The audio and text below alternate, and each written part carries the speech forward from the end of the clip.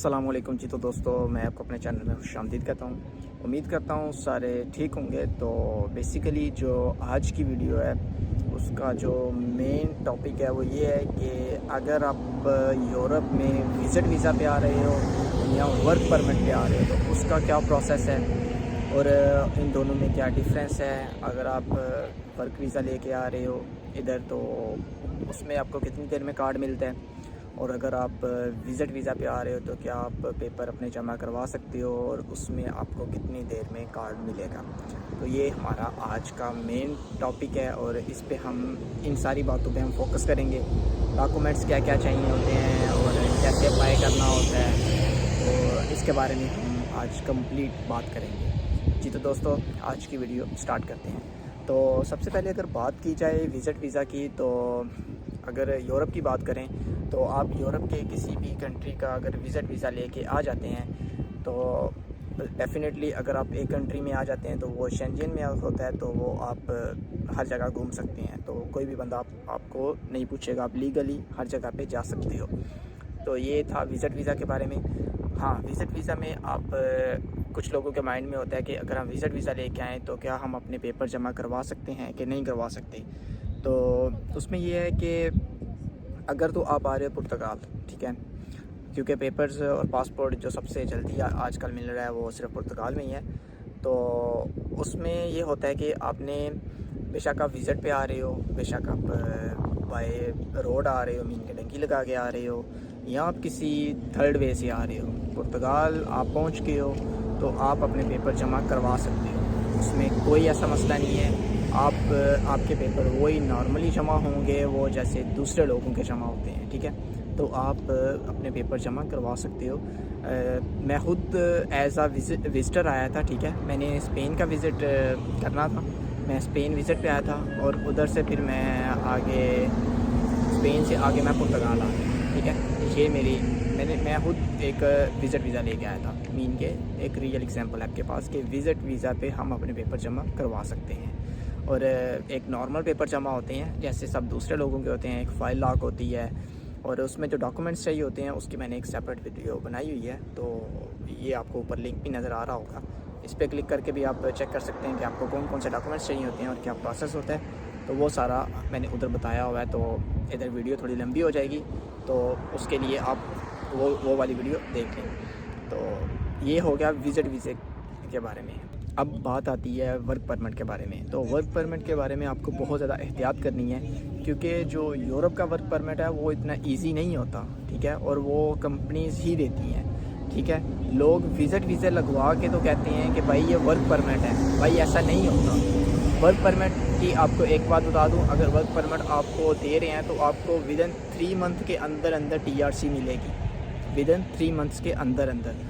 और जो लोग पुर्तगाल के अंदर होते हैं, यूरोप के अंदर होते हैं और उसी कंट्री का कहते हैं कि हम आपको वर्क परमिट दे देते हैं, तो मेरे ख्याल से ऐसा नहीं होता, क्योंकि मैंने खुद अप्लाई करने की कोशिश की थी अपना वर्क परमिट। तो मैं पुर्तगाल आ गया था और मैंने बोला कि एक मुझे शॉर्ट वे दे दें जिसमें मैं अपना वर्क परमिट हासिल करके तो जल्दी टीआरसी दे दूँ। तो उन्होंने बोला था वर्क परमिट के लिए आपको आउट ऑफ कंट्री होना चाहिए, ठीक है। मीन कि अगर आप आउट ऑफ कंट्री हैं तो उस टाइम आपको वर्क परमिट मिलता है। कंट्री के अंदर है कि वर्क परमिट अप्लाई नहीं होता, ठीक है। शायद ये उनकी कंडीशन है। तो मुझे तो ऐसी ही इन्फॉर्मेशन मिली थी, क्योंकि जिससे मैंने फ़ाइल लॉक करवाई थी वो खुद वर्क परमिट देता था। तो हालांकि उसका फ़ायदा था, उसको पैसे मिलने थे, लेकिन उसने ऐसा रिस्क नहीं लिया। कहता है आगे जाके मसला हो सकता है, तो मैं पैसे ले लूँ और आगे लगे ना, ठीक है। मीन के अगर वर्क परमिट पे आप आ रहे हो तो आपको विदिन 3 मंथ के अंदर आपको कार्ड मिलना है, ठीक है। आप अगर आपको कोई वर्क परमिट दे रहा है तो आप उससे ये कंफर्म कर लें कि भाई कार्ड कितनी देर में मिलेगा, 3 मंथ में, ठीक है जी। आप आएँ, काम स्टार्ट करें, विदिन 1 मंथ आपके फिंगर हो जाएंगे, ठीक है। 1 मंथ मैक्सिमम होगा तो 2 मंथ, ठीक है। 2 मंथ्स के अंदर अंदर आपके फिंगर होंगे, क्योंकि 3 मंथ्स के अंदर अंदर उन्होंने आपको लीगल करना है उस कंपनी में।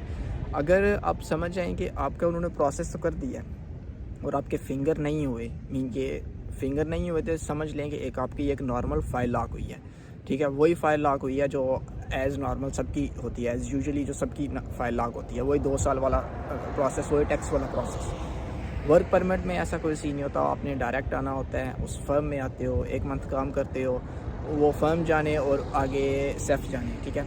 उन्होंने ही आपका वर्क परमिट अप्लाई करना होता है और उन्होंने ही आपको फिंगर्स के लिए बुलाना होता है और वही आपको TRC कार्ड देते हैं। जब आपके पास कार्ड आ जाए बेशक आप फर्म लीव कर दें, ठीक है, उसमें कोई मसला नहीं होता। आप फर्म लीव कर दें, लेफ़्ट करें उसको, दूसरी फर्म में काम स्टार्ट कर दें।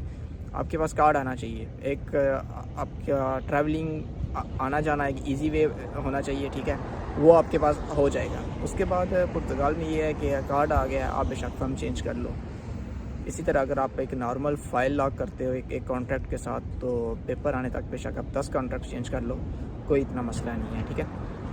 तो उम्मीद करता हूँ ये छोटी सी वीडियो आपके लिए बहुत ज़्यादा इन्फॉर्मेटिव होगी, क्योंकि ये बहुत ज़्यादा लोग मुझसे पूछ रहे थे कि वर्क परमिट का क्या तरीक़ाकार है, वर्क परमिट मिले तो उसमें TRC कब मिलती है, और विज़िट पे आ जाएं तो हमें TRC कब मिलती है। तो विज़िट वाले जो होते हैं उनका नॉर्मल ही प्रोसेस होता है, लेकिन वर्क परमिट का थोड़ा सा इजी वे होता है, ठीक है, कि यानी कि अगर मिल जाए तो वर्क परमिट अगर मिल जाए तो मोस्टली तो इंडियंस को मिल रहा है, और क्योंकि जो लोग मैंने देखे हैं आ रहे, और बांग्लादेश से लोग बहुत ज़्यादा आ रहे हैं। पाकिस्तानीज़ को बहुत कम मिल रहा है, क्योंकि आई डोंट नो कि शायद इनका कोई प्रोसेस लेट हो रहा है या फिर कोई परमिट दे नहीं रहा या कुछ मनी का मसला है, लेकिन कुछ भी ऐसा वैसा हो सकता है। तो इसके बारे में आपको थोड़ी सी एहतियात करनी है, ठीक है, वर्क परमिट के बारे में और वीज़ा के बारे और विज़िट के बारे में, ठीक है। ये दोनों वीज़े डिफरेंट हैं। ये ना हो कि आप वर्क परमिट के चक्कर में विज़िट वीज़ा पकड़ें और आ जाएं और इधर आके ऐसा हुआ है। ये एक रियल एग्जांपल है मेरे साथ।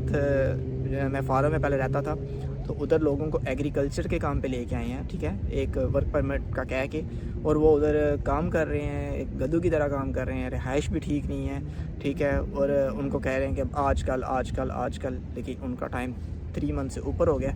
अब वो उधर से निकले हैं, अब उन्होंने नॉर्मल फाइल्स अपनी लॉक करवाई हैं और फिर अपना प्रोसेस स्टार्ट किया है। तो जी तो दोस्तों, उम्मीद करता हूँ कि ये वीडियो आपके लिए इन्फॉर्मेटिव होगी। मज़ीद इन्फॉर्मेशन के लिए आप कमेंट बॉक्स में कमेंट कर दें, हम आपको as soon as possible reply कर देंगे। वीडियो अच्छी लगी हो तो लाइक और कमेंट और शेयर ज़रूर करें। जी तो दोस्तों, मिलते हैं अगली वीडियो में, तब तक के लिए अल्लाह हाफिज़, बाय।